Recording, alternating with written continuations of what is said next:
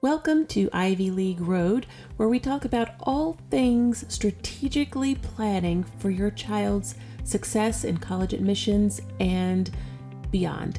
I am Judy Sardin. I'm founder of Strategic Education Planning, and you can contact me at judysardin.com if you're interested in getting help with strategically planning your middle or high schooler's academic career for college admissions and career success and beyond. Today, we are going to talk about what kids need to know about professionalism. And in today's virtual environment, a lot of kids are super slack. They're showing up to interviews and nothing's really formal anymore. And so today we're going to talk to Aeshia DeVore Branch, as she is the founder of Pretty Girls Sweat. And she deals with a lot of teenagers. She works with high schoolers, and she's going to share with us some really awesome information about how young people, and I really think this is middle school through probably early 20s, honestly, how young people can present themselves in a job interview situation, an on-the-job situation, just any kind of situation where they have to present themselves because they're looking for a scholarship, they're looking for an internship, they're looking for a job, they're looking for an opportunity. In today's ultra-competitive environment, particularly with jobs being very scarce, it's the cream that rises to the top. And so she's going to talk to you today about how your child can present themselves in the most professional and memorable, in a positive way, light, so that they can gain that edge. Also, just to let you know, I am doing a 5-day masterclass coming up. If you are interested in homeschooling in this unknown coronavirus environment, working from home, a lot of schools may not be opening, I am running a 5-day masterclass both via Zoom and via my Facebook group, How to Homeschool. So if you or anyone you know is interested or thinking about homeschooling, this is a complimentary, it's free. I just register at judysardin.com/5, that's the number 5, steps. That's 5, the number 5, STEPS. You can register there. It's running the last week of June 2020. So if you are interested in homeschooling or thinking about it, that would be an awesome place to go to learn how to get started. And so without further ado, let's hear from Aeshia Branch. This is Judy Sardin, and I'm here with Aeshia Branch, founder of Pretty Girls Sweat. And Aeshia's going to talk to us today about just how high school students need to really step up their game with regard to just being professional. We're in a digital age now. People are doing these Zoom calls. They're doing video conferencing, when you're having to prepare for college. Some of them ask for video admission submissions. So we're really going to talk today about how high school kids and really middle school kids really should start doing this. Just conducting yourself in a professional way with texts and things like that. We've become really casual, and we need to be mindful that there's a time and place for that. But when we're trying to get our professionalism going, we're trying to contact internships, we're talking to admissions counselors, we're talking to people in a certain area, we've got to have our game together. So Aeshia is going to talk to us. She works with tons of high school kids, and so she's seen it all. And so she's going to talk to us a bit about what you kids need to be doing in order to really stand apart from everyone else. So Aeshia, why don't you first tell us about Pretty Girls Sweat? Well, thank you for having me today. I'm excited to be here. Pretty Girl Sweat has been a passion project for me, and it turned into a business. Mm-hmm. We've been fitness fun since 2011 with our transformational wellness events. We make fitness very affordable for people as well and turn fitness into a party. So we've also kind of made our mark with conversation starting apparel. I have on one of our t-shirts now, people love to wear, because it really does get people to stop and ask you, what does that mean? Or they say, yeah, pretty girls do sweat. The words are kind of, they flip the ingrained negative perception of sweat. Many people think that sweating is gross and it's not feminine. And we're here to change that conversation and to have people realize, especially women, that getting active is a beautiful thing. And the more you do it, the more everyone will look towards you as an example, and then they'll want to get active too. So that's pretty much what Pretty Girl Sweat is. We also have campus chapters all over the country where we're training health leaders to host Pretty Girl Sweat events on their campus to get young women active now, so that way when they become mothers, they'll lead active and healthy households. I love that, because you kind of start in high school and you're kind of looking at an end game, because once you have those kids, people tend to slow down. And if you're watching this video, Aeshia is a mom of 2. She's gorgeous. She's beautiful. And if you have anything to aspire to when you become a mom, is Aeshia Branch here. So she's living what she preaches, and that's what I love about her. So Aeshia, tell us kind of what you see with kind of how kids have kind of adopted this whole everything is casual all the time. Well, I definitely have witnessed hundreds and hundreds of girls truly feel like they're in a, digital age, and, they're very comfortable with being on FaceTime. When we were growing up, FaceTime wasn't something that we access, but, FaceTime for them is just a regular phone call, and they have become very relaxed in some of the most professional situations. I've noticed with our program in particular, our applicants are required to submit videos. And when they do them, some of them go above and beyond. I will say they'll deliver some like crazy production that I'm like, wow, you didn't have to do that much, but that really stood out. And that's amazing. You have nailed it. Whereas others will be in their bedroom and it's kind of dark and, their bed isn't made and clothes are thrown all over the place. And, they deliver very heartfelt messaging as to why they want to be a part of Pretty Girl Sweat. But it's hard to not be distracted by the poor lighting, the, and all the mess that's surrounding them, because it makes me wonder about them as a person. That's the first impression that I'm getting of them. And then when I interview them, I may not see a difference in, the initiative or the effort that they put in coming on camera and trying to impress me. They could be an outstanding candidate, have all the right answers, but will be in a t-shirt or, their hair isn't done, or I've seen everything from chewing gum to answering the phone on an interview. I'm just like, what is going on? So those are all no-nos. No matter where you're interviewing, even if it's for a wellness brand, you should take it seriously. You should always, dress your best, because first impressions are everything. How I see you for the first time is how I'm going to remember you. So yeah, those are some of the things that I've been seeing.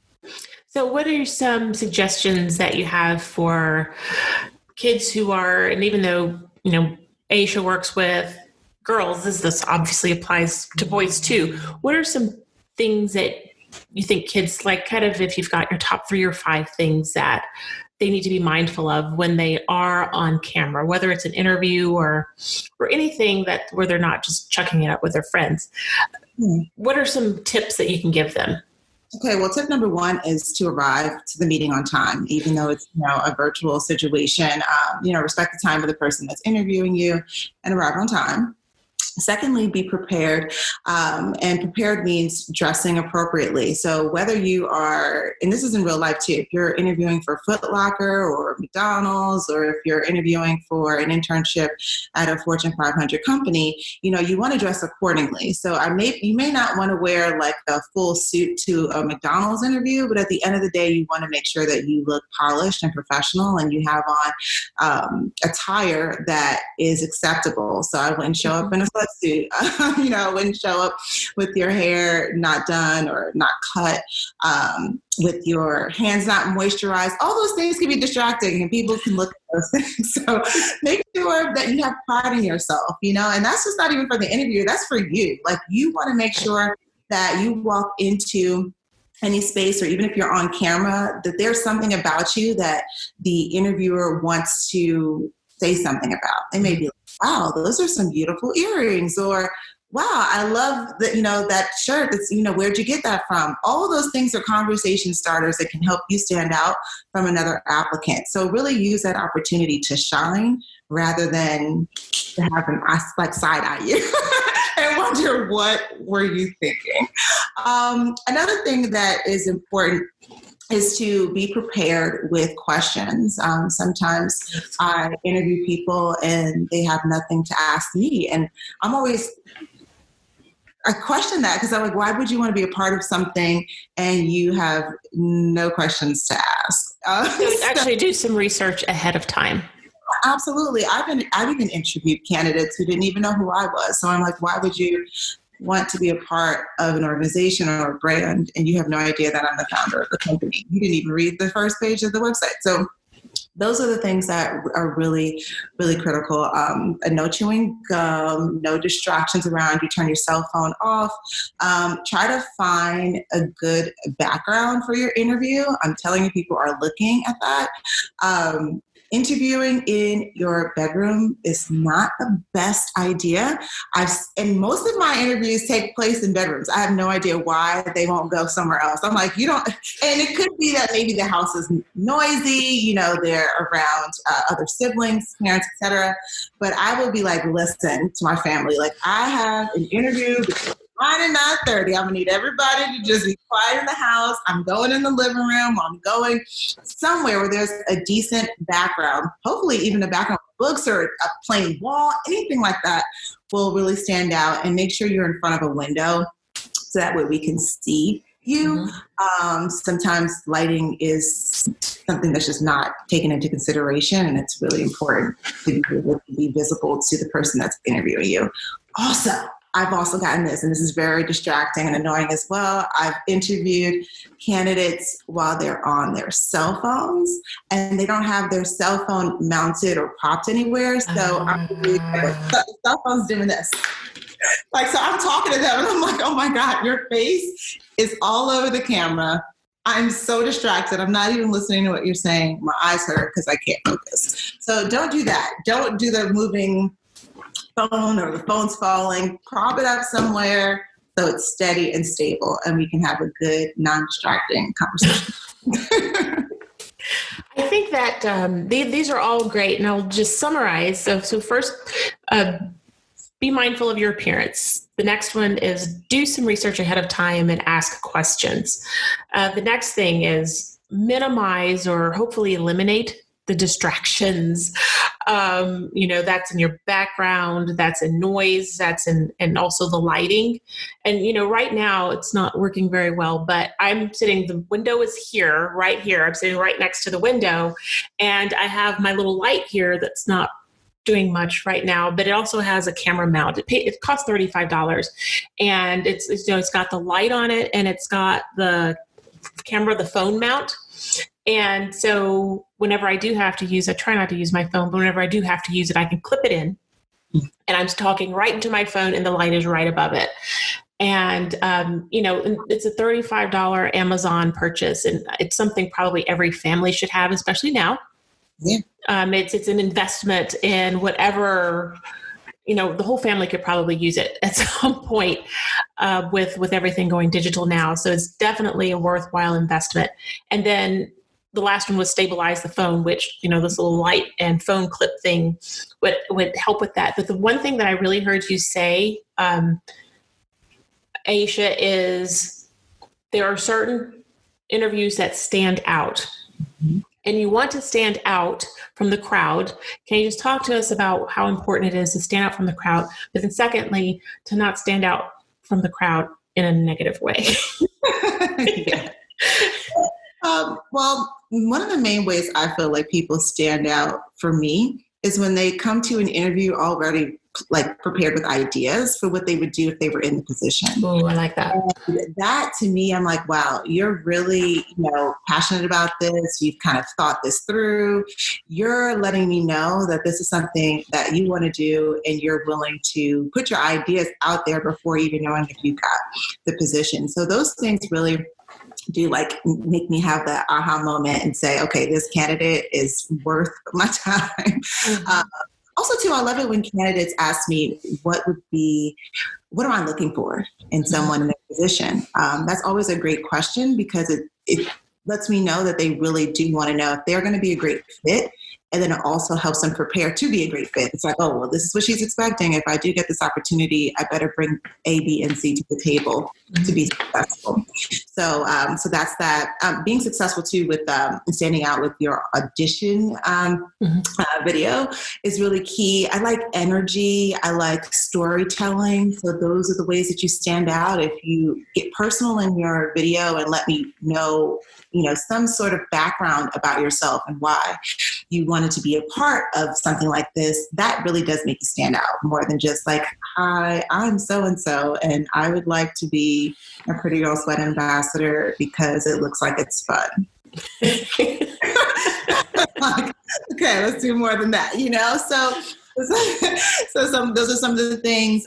And also, too, when I see people are dedicated to the organization or the brand ahead of time by submitting videos, so they're already wearing the merch, I'm like, oh, okay, you're really into this, Or if you come to the interview and you tell me something that you liked that you saw on the website, or something that you liked that you saw on our social media platforms, that lets me know that you're truly engaged with the brand, and this is not something that you're just doing to do.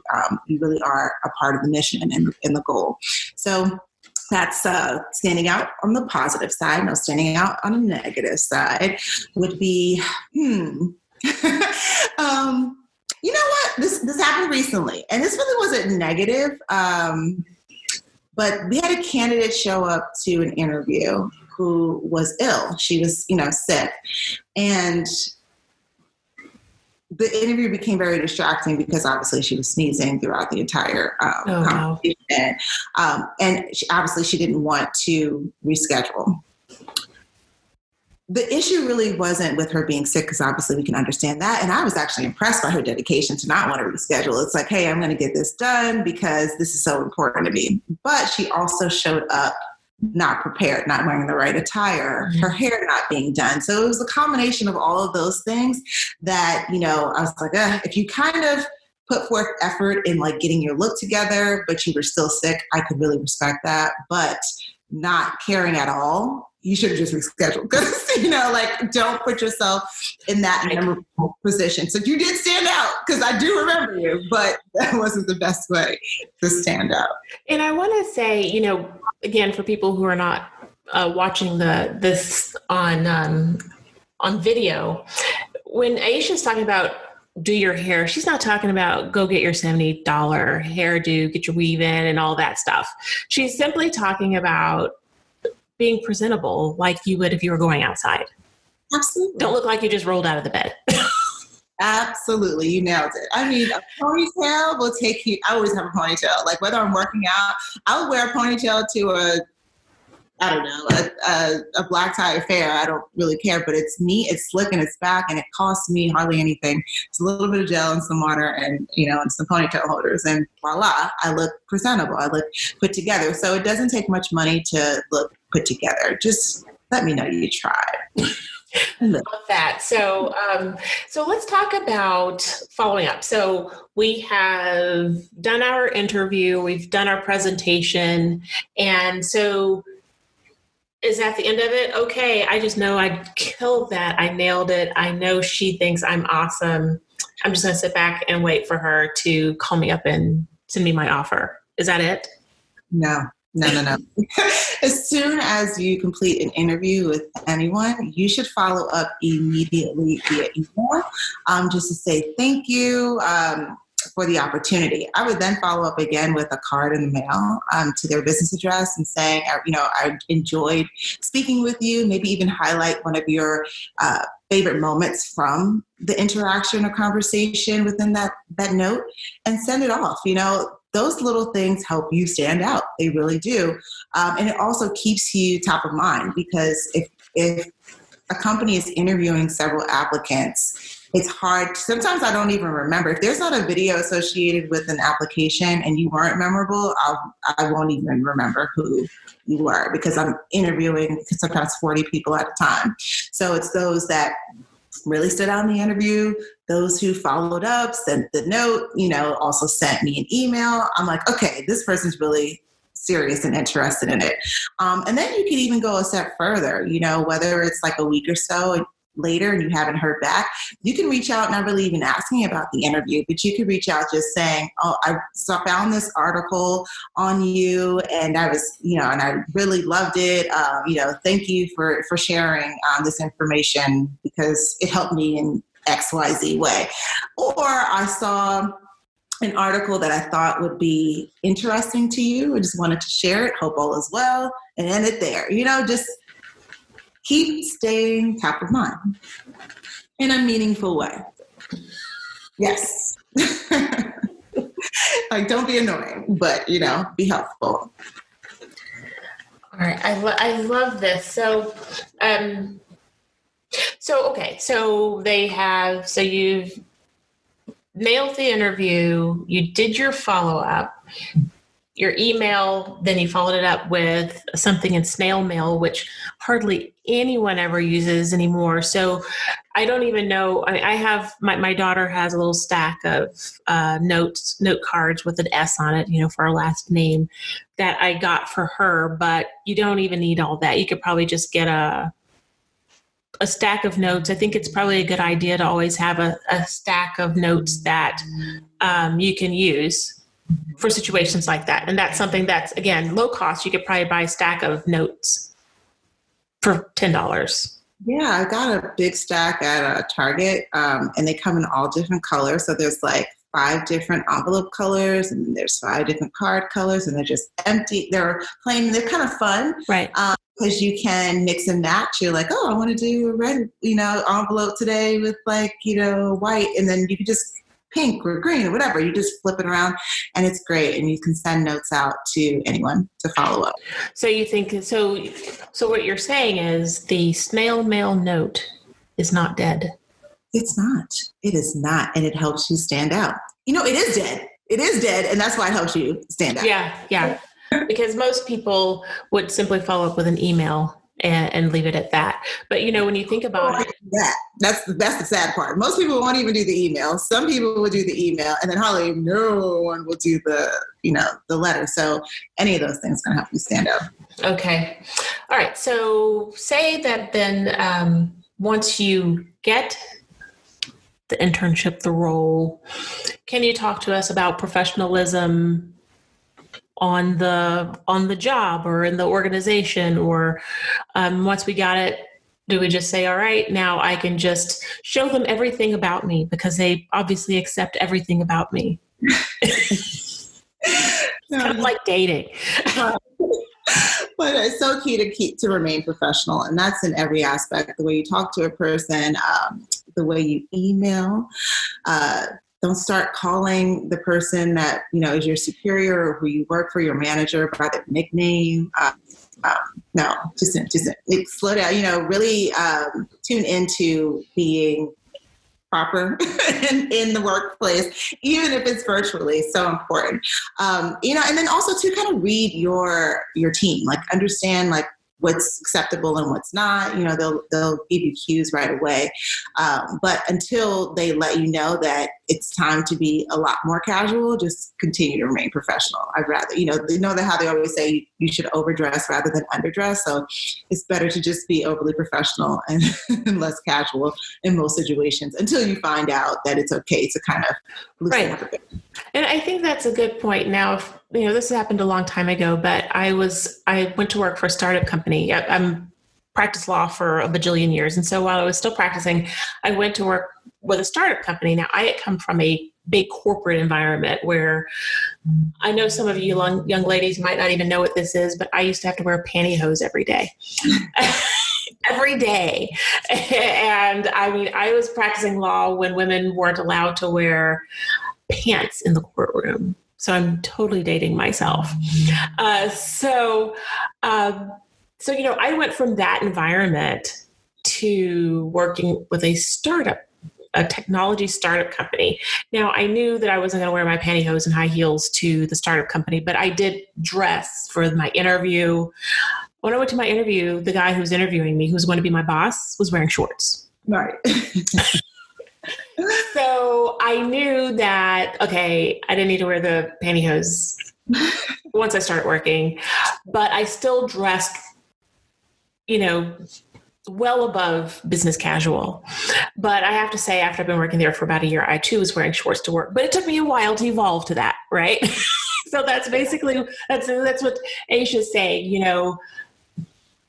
go in at the top, and then you can eventually figure out, what's acceptable and what's not. And even if I wore shorts to work, if we were having, people in, or if the folks who were actually funding the startup were coming in, I would at least go back to business casual. And, but I had observed that was kind of the flow after working there for a while. But you don't just lead with the shorts. No. Not at all. Not at all. I just thought of another way too that most candidates stand out once they get the position. Just staying current. Most people are hired because of what they can bring to the table. And there's nothing worse than bringing somebody in who just shows up and waits for you to tell them what to do every day. They have no ideas. Like, they don't know what's going on in the world. They don't know what's going on within their own demographic. I'm like, the reason why you're here is because we need you to tell us what's hot in your demographic, but you don't know anything. That's a problem. So staying on top of things, talking to your peers, reading different publications, scouring social media. You should know what is trending on Twitter, what's trending on Instagram, what's trending on TikTok, just on YouTube, everything. You should know what people your age are up to, because you can bring that information to whatever we're working on, and then it will help us, be able to work with that group as well, or target that group through our efforts. So yeah, that's really important. I love that. And now, I have an intern who just started with me a couple of weeks ago, and his whole thing is learning about my industry and what I do. And he has sent me 1,000 questions. And I am so happy that he's asking the questions. He's just not out there because he's going to manage my social media. So obviously he needs to understand the market and, talk about taking initiative. I didn't ask him to do this, and I really don't know how he did it, but he's captured my landing page and somehow changed the colors, moved stuff around. And then he sent me an email yesterday giving me a list of, here are some things that I see that could be challenges with your website, and here's how I would fix it. Oh, wow. There we go. I didn't even hire him to do anything with my website. Right. But I'm like, I'm hiring this guy, right now he's doing an unpaid internship. But, at the end of our internship, if he keeps going the way he's going, he's definitely getting hired. Yes. Because he is showing initiative well above what I ever expected. And so he could be doing exactly what I asked him to do. Or, as you said, Aeshia, he could be immersing himself in, the market and things like that. And that stands out. Yes, it does. It really does. I love it. So do you have any final things that you'd like to share with our audience to help them present themselves in a positive light and truly stand out? Because that's what, I'm repositioning this, my podcast, and it's all about standing out and, being that outlier that people remember and that people want to work with, want to bring onto their university, want to hire. So anything else that you can help our listeners with? Yes. I would say I would love to leave you with the importance of being self-aware. Really get to know yourself, read a lot, and that will help you get to know yourself better. A couple of books that I love that could be helpful for young people. The 4 Agreements, the 7 Habits of Highly Effective Teens. They should read that. There's another book called The Personal Touch that is awesome, that teaches you how to stand out as well.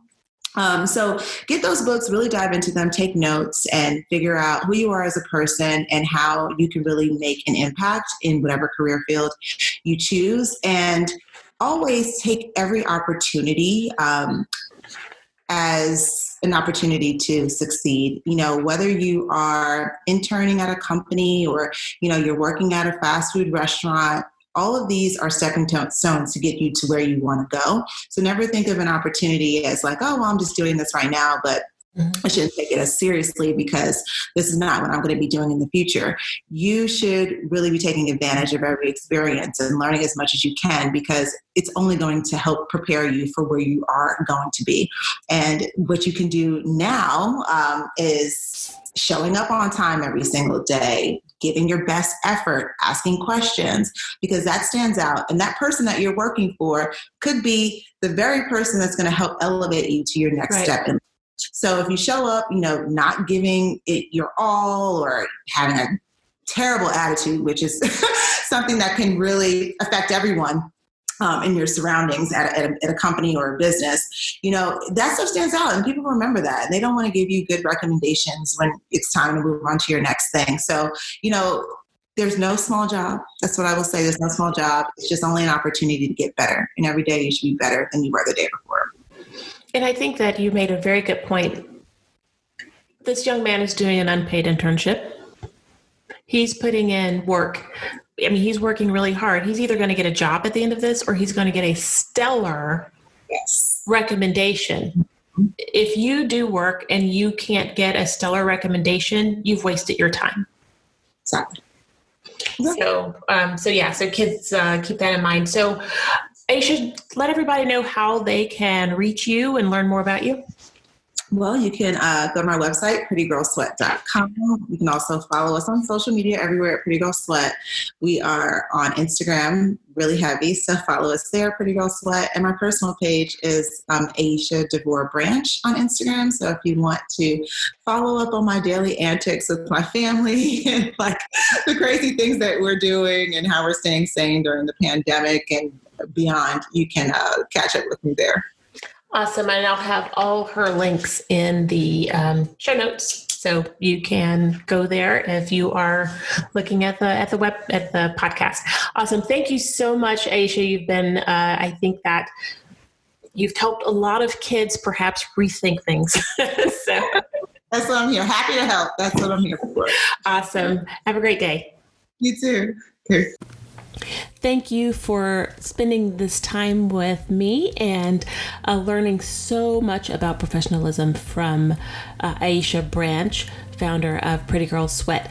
Just to remind you that I am running a 5-day How to Homeschool Masterclass through my Facebook group, How to Homeschool, and also via Zoom. If you are not on Facebook, you can easily access it via Zoom. All you need to do is register at judysarden.com/5 steps. That's the number 5 and then STEPS. That masterclass is going to run the week of June 29th. It's going to run June 29th through July 3rd, 2020. And just pop on to that website and register. And even if you can't attend it live, you can you can get the replay if you're registered. So pop over there if you're interested in homeschooling. And thanks a lot for joining us, and we will talk to you next time.